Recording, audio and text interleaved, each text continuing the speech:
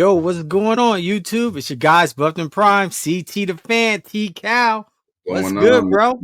What's up? What's up? So we're gonna talk these Colorado players from the Shrine Bowl. How everybody did Shrine Bowl and Hula Bowl. We didn't get to watch the Hula Bowl as far as the practices and stuff. But we're gonna talk about everybody's stocks and draft stocks. How they did? Did they help themselves? Did they hurt themselves? And go from there. What's going on, everybody? What's up? What's Salute up? to the chat. So let's get started. Who we starting with from the Shrine Bowl?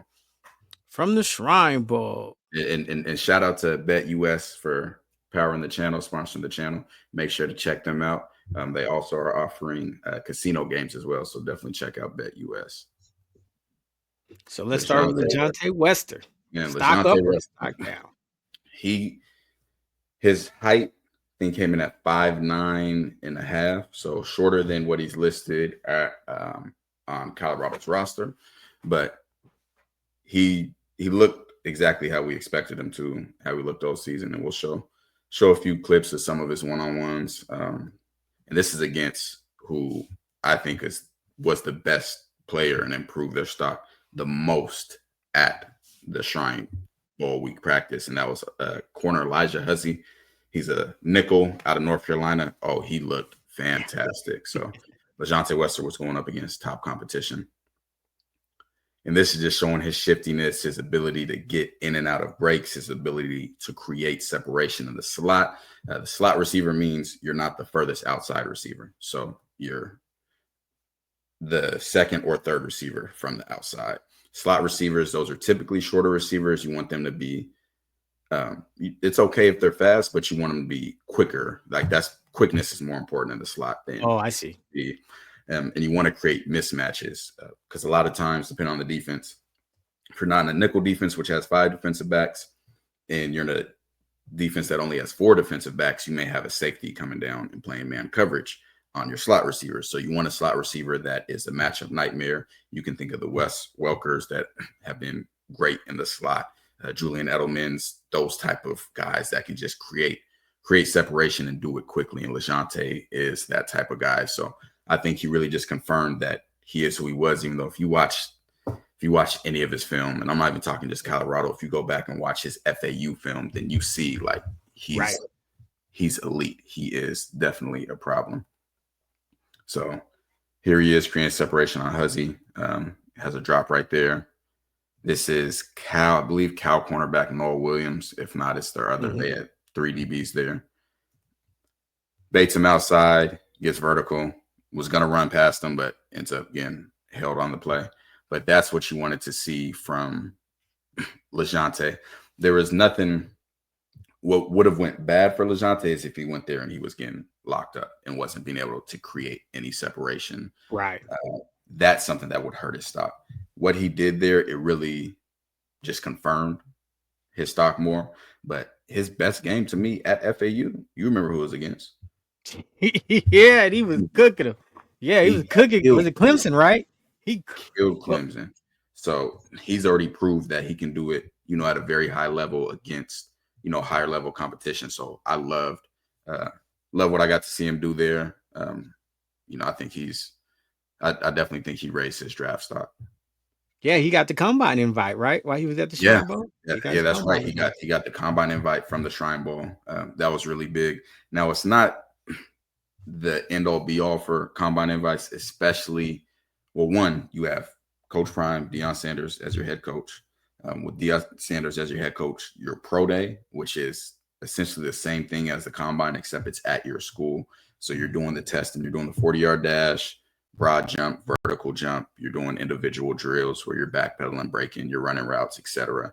You're doing all that stuff at your school versus the combine. The combine's a bigger stage, but with Coach Prime being who he is, with Shador and Travis most likely participating in pro day, you're going to have everybody there. So it's essentially a combine for you, and it's at your school. So it's under, you're in your comfort zone. You're not going somewhere else.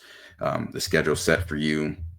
Like when Shador throws at pro day, he's going to be choosing his routes and what everybody's running, and it's going to be scripted. So it's a a better setting to really be able to show what you can do. But along with that, they just announced that they're having, and I hope it's televised. I'm assuming it's going to be, which we'll definitely be watching on Patreon. Yeah. Live watch party is a Big 12 Pro Day. So they're going to have a Pro Day for all the Big 12 participants, and that's going to be awesome to see. I believe, let me check in on the date of that. Yeah, that Big 12. I think LaJohntay stock definitely was up. I mean, man, like watching him, his route running, it's like poetry in motion. Like it's elite. Mm-hmm.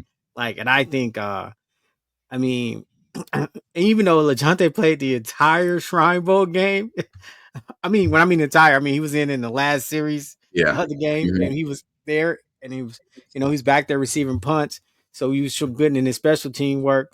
I think, man, I think he left here definitely with his stock up, and like definitely with his stock up, and man, he's got some of the best route running, and I can see like with that route running in this draft class, yeah.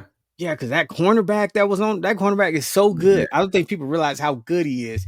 Like he's really good, and I can see the advantage of having a receiver with elite route running. Like even though that cornerback is so good, that elite route running, boy, there's a difference. Like it could be that difference between a catch and not a catch. Absolutely, he was really good. Yeah, and he had some great reps on LaJohntay. He had some great reps. Like so even though we saw him get beat a few times, so being able to see that was really good to see. Yeah, I don't believe they have a date yet for the Big 12 Pro Day, hoping that's going to be televised. And we'll be watching that. But yeah, the biggest stage when it comes to this testing and stuff is the combine. It's always going to be the combine. It's the NFL combine. And LaJohntay Wester being able to have that invite, it'll be really big for his stock to further go up if he runs really well. Hearing a whole bunch of different projections for him. I expect him to be in the 4.4s. I think 4.4s really solidifies him. I'm hearing he can go as high as in the 4.5s. Anything higher than the 4.5s would not be ideal. Now, do you need elite top end speed to be a slot receiver? No, you don't, but it's, a benefit, obviously. So really looking forward to seeing what he ends up running at the combine. Yeah, I definitely think his stock's up. So who we got next? We going with back-to-back Jimmy Horn, stock up or stock down? Jimmy Horn. So let's check out a few clips of him one-on-ones at the Shrine. This is against Oregon cornerback Jabbar Muhammad. Really good route right there. Sudden, explosive, no wasted steps. This is him against Elijah Huzzy, who again, that boy makes plays. He was making plays all week. His stock is the most up out of everybody there. That's going to be the biggest worry for NFL scouts regarding Jimmy Horn. Measured in at 5'7" and I think like 170 pounds, is guys getting their hands on him. Yeah. What happens when a guy gets their hands on you in the slot? And he does everything he's supposed to right there. That's a great, this is a guy that's going to be, he could be a day one starter in the NFL. Yeah. Really, really good. So getting that break. So that's what you want to be able to see more from Jimmy, is guys not being able to get their hands on and be able to get the separation.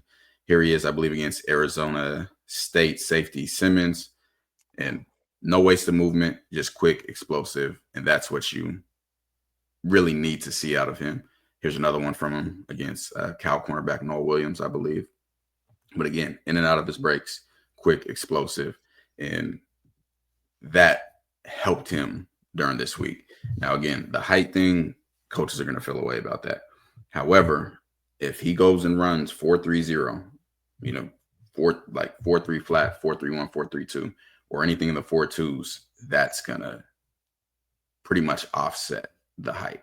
Right. What we talked about when we did Jimmy's breakdown last year is I wanted to see better route running. Like that was the main thing. And mainly about the route running specifically, I wanted to be able to see every route look the same. Meaning everybody was telling me he ran a 4.3, but I wasn't seeing that on film from his junior year film. Like it wasn't looking like every route, oh my God, he's just exploding. He's moving at a different speed. We looked at LaJohntay. When LaJohntay comes off, you don't know if it's a hitch, a go, a fade. You have no idea. And Jimmy improved on that significantly. He watched the breakdown we did. He said 100 on it about what we're saying in it. And you could see this year his route running improved significantly. Now, he dealt with some injuries, so that's unfortunate. But being able, if you're 5'7", they're not really going to count on you to take the top off of a defense, meaning be able to run past everybody for a deep ball. So if they're not fully counting on you for that, then you have to be able to show intermediate routes and short routes, meaning the digs where you're going 10 and in, the out routes, the slant routes. You have to be able to show that you can get really good separation out of those, because you have guys that have had speed all the time, 4.2 guys that weren't able to make it in the NFL because they were able to go straight. They weren't good at running the other. D'Anthony Thomas is a great example of that. Wasn't good at running the intermediate routes, running the full route tree, meaning all the routes. So being able to see Jimmy in the red zone and in these shorter yardage places, getting separation, that was really important for him. So his stock, if his height had been what it was listed at 5'10", I'd say his stock would definitely be up. Yeah, I think it's kind of even because, he showed he can run routes better, but then the height ended up affecting that, unfortunately. So I'd say it's pretty even. The big thing for him is going to be the combine, where he can show off his speed and explosiveness. And then I think that's going to make some teams fall in love with him. And on top of that, we didn't get to see as much as you'd want out of his return ability. Right. That's what people are going to want to see from him, is being a returner. I believe he had a return for a touchdown at USF. I think he had national special teams recognition when he was at South Florida, but we didn't get to see that at Colorado. So that's another thing that they're going to want to see more, because when you are a speed guy, you are an undersized guy, they want to see you in the special teams. Yeah. Absolutely. How you feeling about his stock? I think Jimmy stock's up. Especially with the clips we just watched, that separation, that quickness. I'm starting to learn the difference between being fast and having a quickness about you. Like, and like his quickness is just that's some next level stuff right there. And I was gonna ask you, because reports came out and said like Pittsburgh was like, hey, don't play in the game, don't. And I was like, okay, I didn't know NFL teams be like, hey, yeah, you know what, we seen enough. Because you explained that going in, because I never watched the Shrine Ball, whatever. Right? Well, I didn't know NFL teams directly tell a player that. But I said from the start, the practice is what matters. Right. That's how I said. You was like, the practice would matter. So yeah. Don't worry about the game. They want to see you practicing. They want to see these one-on-one reps, because in the game you only get so many reps in the game. Oh yeah. It's like trying to judge Colorado football team if they just played one game this season. Like you wouldn't judge it off the game. You'd be like, okay, well, let me see the 2 months of practice film that you have, so I can see these guys, see more repetitions of them. That's what the practices are. That's when you get to see the reps of these guys. You watch them for 4 years playing games. You don't need to see them in a all-star bowl game in order to know what they're about. But you want to, this is your first time, most likely on consecutive days, being able to see them practice, and definitely the first time being able to see them practice against different competition, being outside of their comfort zone, and see how they work. So yeah, that's what I got for J5, man. Shout out. Do your words match your video? Yeah, this for my boy TKL, CT the fan. Yeah, we on that buff train, man. Yeah, them boys, they put it down. I watch them every day. Hey, they gonna put you on a pillow, or they gonna put you down there where you belong. They ain't gonna care for you.